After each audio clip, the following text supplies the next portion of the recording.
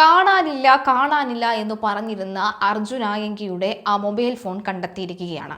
കഴിഞ്ഞ ദിവസം ആയങ്കിയുടെ അഭിഭാഷകൻ കോടതിക്കകത്ത് ഘോരം പ്രസംഗിച്ചത് അർജുൻ ആയങ്കിയുടെ കയ്യിൽ നിന്നും കണ്ടെത്തിയ മൊബൈൽ ഫോണിന്റെ IMEI നമ്പരോ അത് ഏത് ബ്രാൻഡിൻ്റെതാണോ എന്നടക്കമുള്ള കാര്യങ്ങൾ പറഞ്ഞിരുന്നില്ല എന്ന് പറഞ്ഞുകൊണ്ടായിരുന്നു. എന്നാൽ ഒടുവിൽ അഭിഭാഷകയുടെ വീട്ടിലെ ഈ ഷൂ റാക്കിൽ നിന്നും മൊബൈൽ ഫോൺ കണ്ടെത്തിയിരിക്കുകയാണ്. അർജുൻ ആയങ്കിയുടെ മൊബൈൽ ഫോൺ കണ്ടെത്തിയതായി പോലീസ് ആഭ്യന്തരമന്ത്രിക്കെതിരെ പോസ്റ്റിടാൻ ഉപയോഗിച്ച എന്ന് കരുതുന്ന ഫോണാണ് കണ്ടെത്തിയിരിക്കുന്നത്. അർജുൻ ആയങ്കിയെ പിടികൂടിയ അഭിഭാഷകയുടെ അപ്പാർട്ട്മെന്റിന് സമീപത്ത് നിന്നാണ് കണ്ടെത്തിയത്. ഷൂ റാക്കിനുള്ളിൽ നിന്നാണ് മൊബൈൽ ഫോൺ ലഭിച്ചത്. പോലീസ് ഉദ്യോഗസ്ഥരെയും ആഭ്യന്തരമന്ത്രിയെയും വെല്ലുവിളിച്ച് ഫേസ്ബുക്കിൽ കുറിപ്പിട്ട താൻ തന്നെയെന്ന് അർജുൻ ആയങ്കി മൊഴി നൽകിയിരുന്നു. ഒളിവിൽ കഴിഞ്ഞ സ്ഥലങ്ങളിൽ നിന്നുള്ള വൈഫൈ കണക്ഷനാണ് ഇതിന് ഉപയോഗിച്ചതെന്നും മൊഴിയിലുണ്ട്. സമൂഹ മാധ്യമത്തിലൂടെ ആഭ്യന്തരമന്ത്രിയെ അധിക്ഷേപിച്ച കേസിൽ കസ്റ്റഡിയിൽ വാങ്ങിയ അർജുൻ ആയങ്കിയെ കണ്ണൂർ സൈബർ SHOയുടെ നേതൃത്വത്തിലാണ് ചോദ്യം ചെയ്തത്. ആഭ്യന്തരമന്ത്രിയെയും പോലീസ് ഉദ്യോഗസ്ഥരെയും വെല്ലുവിളിച്ച് FB പോസ്റ്റ് ഇട്ടത് താൻ തന്നെയാണെന്ന് അർജുൻ ആയങ്കി അന്വേഷണ ഉദ്യോഗസ്ഥരോട് പറഞ്ഞിരുന്നു. ഒളിവിൽ കഴിഞ്ഞ സ്ഥലങ്ങളിലെയും സുഹൃത്തുക്കളുടെയും മൊബൈൽ ഫോണിലെയും വൈഫൈ സംവിധാനങ്ങളാണ് ഇതിനായി ഉപയോഗിച്ചത്. തന്റെ FB അക്കൗണ്ട് മറ്റാരും കൈകാര്യം ചെയ്തിട്ടില്ല. തന്റെ ഐഫോണിൽ നിന്നാണ് FB അക്കൗണ്ട് ഉപയോഗിച്ചതെന്നും അർജുൻ മൊഴി നൽകി. തന്നെ കസ്റ്റഡിയിലെടുത്ത അഭിഭാഷകയുടെ അപ്പാർട്ട്മെന്റിന് സമീപം ഫോൺ ഉണ്ടെന്ന കാര്യവും അർജുൻ ആയങ്കി തന്നെയാണ് പോലീസിനോട് പറഞ്ഞത്. തുടർന്ന് അതീവ രഹസ്യമായി പുലർച്ചെ നടത്തിയ തെളിവെടുപ്പിലാണ് അഭിഭാഷകയുടെ അപ്പാർട്ട്മെന്റിന് സമീപത്തെ ഷൂ റാക്കിൽ നിന്ന് മൊബൈൽ ഫോൺ കണ്ടെത്തിയത്. മൊബൈൽ ഫോൺ സ്വിച്ച് ഓഫ് ചെയ്ത നിലയിലായിരുന്നു. കേസിലെ നിർണായക തെളിവായ ഈ ഫോണ് ശാസ്ത്രീയ പരിശോധനയ്ക്ക് അയക്കുമെന്ന് പോലീസ് അറിയിച്ചിരുന്നു. ഇത്തരത്തിൽ മൊബൈൽ ഫോൺ അവിടെ ഉണ്ടാകുമെന്ന് അഭിഭാഷകയ്ക്കും അറിവുണ്ടായിരുന്നില്ല എന്നാണ് വ്യക്തമാകുന്നത്. അങ്ങനെ അറിവുണ്ടായിരുന്നുവെങ്കിൽ തീർച്ചയായിട്ടും ഈ മൊബൈൽ ഫോൺ ഒളിപ്പിക്കാനുള്ള സാധ്യത വളരെ കൂടുതലായിരിക്കും എന്ന് പലരും പറയുന്നുണ്ട്. അപ്പോൾ അഭിഭാഷകയെ പോലും പറ്റിക്കുന്ന തരത്തിൽ കാര്യങ്ങൾ നീങ്ങുന്നോ എന്നുള്ളൊരു ചോദ്യം ഉയരുന്നുണ്ട്. അതേസമയം ആയങ്കിക്കെതിരെ കാപ്പ ചുമത്താനുള്ള നടപടികൾ പോലീസ് വേഗത്തിലാക്കി. ഇതിനായി case history report Valapattanam SHO കമ്മീഷണർക്ക് കൈമാറി.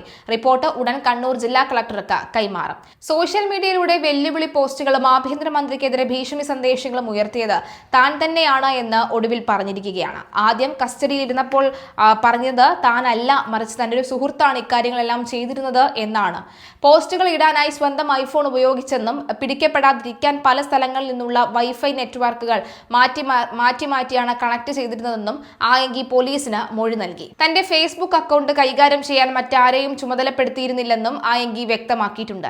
ഇതേ തുടർന്ന് കേസിലെ പ്രധാന തെളിവായ ഐഫോൺ കണ്ടെത്താവുന്നതിനായി തെളിവെടുപ്പും പരിശോധനകളും പോലീസ് ഊർജിതമാക്കി. അതേസമയം തുടർച്ചയായ കുറ്റകൃത്യങ്ങളിൽ പങ്കാളിയാകുന്ന ആയങ്കിക്കെതിരെ കാപ്പ ചുമത്തുന്നതിനായുള്ള case history report Valapattanam SHO city police കമ്മീഷണർക്ക് കൈമാറിയിട്ടുണ്ട്. ഈ റിപ്പോർട്ടുകൾ ഉടൻ തന്നെ ജില്ലാ കളക്ടർക്ക് സമർപ്പിക്കും. നിലവിൽ സൈബർ പോലീസിന്റെ കസ്റ്റഡിയിലുള്ള അർജുൻ ആയങ്കിയുമായി പോലീസ് സംഘം ഇന്ന് വിവിധയിടങ്ങളിൽ തെളിവെടുപ്പ് നടത്തും. ഒളിവിൽ കഴിഞ്ഞിരുന്ന തളിപ്പറമ്പിലെ രഹസ്യ കേന്ദ്രത്തിലെത്തിച്ചാണ് പ്രധാനമായും തെളിവെടുപ്പ് പൂർത്തിയാക്കുന്നത്. ആഭ്യന്തരമന്ത്രിക്കെതിരെ സമൂഹ മാധ്യമങ്ങളിൽ ഭീഷണി മുഴക്കാൻ ഉപയോഗിച്ച ഐഫോൺ കണ്ടെത്തുകയാണ് പോലീസിന്റെ പ്രധാന ലക്ഷ്യം. പോലീസ് അറസ്റ്റ് ചെയ്യുന്ന സമയത്ത് ആയങ്കിയുടെ പക്കൽ നിന്നും പിടിച്ചെടുത്ത മൊബൈൽ ഫോണിൽ നിന്നല്ല വിശദമായ ഫേസ്ബുക്ക് പോസ്റ്റുകൾ ഇട്ടതെന്ന നിഗമനത്തിലാണ് അന്വേഷണ സംഘം. കേസിലെ നിർണായക ഡിജിറ്റൽ തെളിവ് ആയങ്കിയുടെ ഐഫോൺ തന്നെയാണെന്ന് ഉറപ്പിച്ച പോലീസ് വരും മണിക്കൂറുകളിൽ ഫോൺ വീണ്ടെടുക്കാനുള്ള പരമാവധി ശ്രമങ്ങളൊക്കെ നടത്തുന്നുണ്ട്. എന്തായാലും അതിൽ നിന്ന് കൂടുതൽ ഡേറ്റുകൾ കളക്ട് ചെയ്യുക എന്നതാണ് പ്രധാന കാര്യം. അത് വെള്ളിയാഴ്ച രാവിലെ 11:30 ആയങ്കിയുടെ കസ്റ്റഡി കാലാവധി അവസാനിക്കുന്നത്. കേസിൽ വിശദമായ ചോദ്യം ചെയ്യലിനും തെളിവെടുപ്പിനുമായി ആയങ്കിയെ കഴിഞ്ഞ ദിവസമാണ് കോടതി 3 ദിവസത്തെ പോലീസ് കസ്റ്റഡിയിൽ വിട്ടത്. തലശ്ശേരി ചീഫ് ജുഡീഷ്യൽ മജിസ്ട്രേറ്റ് കോടതിയാണ് കസ്റ്റഡി അപേക്ഷ പരിഗണിച്ചത്. ആയങ്കിയെ കസ്റ്റഡിയിൽ വിടരുതെന്നും വ്യാജ തെളിവുകൾ ഉണ്ടാക്കാനാണ് പോലീസ് ശ്രമിക്കുന്നതെന്നും പ്രതിഭാഗം അഭിഭാഷകൻ കോടതിയിൽ വാദിച്ചെങ്കിലും മജിസ്ട്രേറ്റ് അത് തള്ളുകയായിരുന്നു. എന്തായാലും കഴിഞ്ഞ ദിവസത്തെ അഭിഭാഷകരുടെ പ്രതികരണം കേൾക്കാം.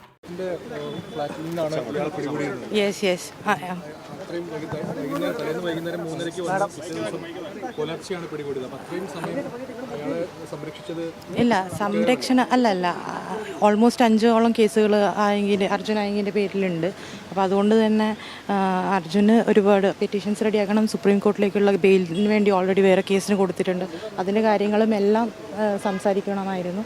അപ്പം അർജുനി മെൻ്റലി സറണ്ടർ ആവാനുള്ള പ്രിപ്പറേഷനും കൂടിയായിരുന്നു ആ ഒരു ടൈം. ഹാജരാക്കാൻ നിൽക്കുകയായിരുന്നു. അതെ അതെ അതെ. ആ സമയത്ത് പോലീസ് സ്ക്വാഡ് വരികയും ഒരു ഒബ്സ്ട്രക്ഷനും ഇല്ല. അവിടെ നിന്ന് തന്നെ ഡോറ് തുറന്നു, അവർ അത് കൂട്ടിക്കൊണ്ടുപോയി. അത്രയും ഉണ്ടായിരുന്നു, റെഡിയായിരുന്നു. അതെ, പോലീസ് പറയുന്ന ഒരു വാദം ഒരു അവിടുന്ന് രക്ഷപ്പെടാനൊക്കെ ഒരു ശ്രമം ഇല്ല ഇല്ല, അതെല്ലാം വെറുതെ മേ ബി ഹീറോയിക് മൊമെന്റ്സ്. അതെ അതെ, ഫ്ലാറ്റിലേക്ക് വന്നത്. ഓ അല്ല, സി നിങ്ങൾക്ക് ഒന്ന് മനസ്സിലായോ, 2 കിലോമീറ്റേഴ്സിൻ്റെ ഉള്ളിലാണ് പോലീസ് സ്റ്റേഷൻ ഉള്ളത്.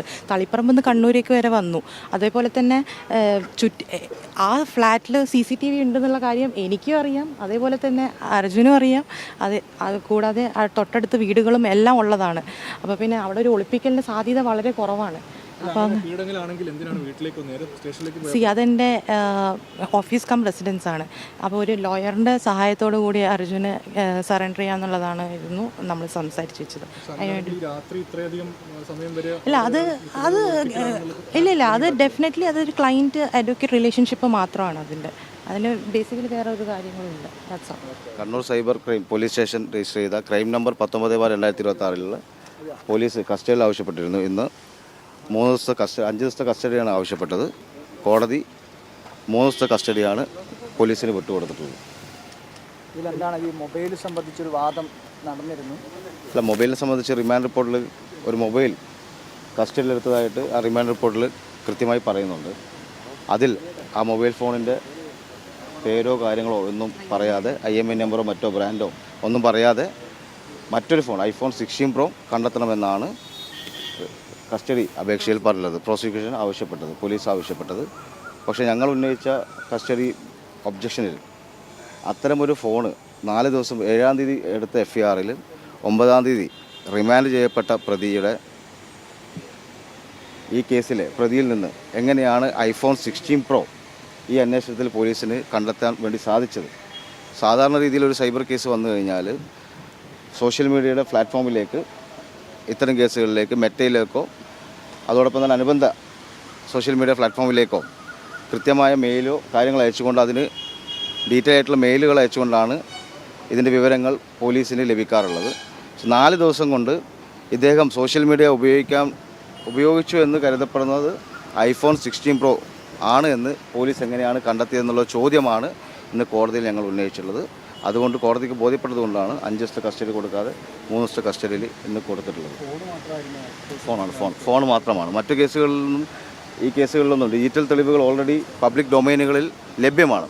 അതുകൊണ്ട് അവർക്കുള്ള ആവശ്യം ഫോൺ കണ്ടെത്തുക എന്നുള്ളതാണ്. അതിനു വേണ്ടിയാണ് ആ ഫോണിൻ്റെ സോഴ്സ് കണ്ടെത്തുക, അതിനു വേണ്ടിയുള്ളതാണ് ഇന്ന് ഉണ്ടായിട്ടുള്ളത്. പിന്നെ ഇതാണ് ഡിലീറ്റ് ബാക്കി ഡിലീറ്റഡ് ഐറ്റംസ്.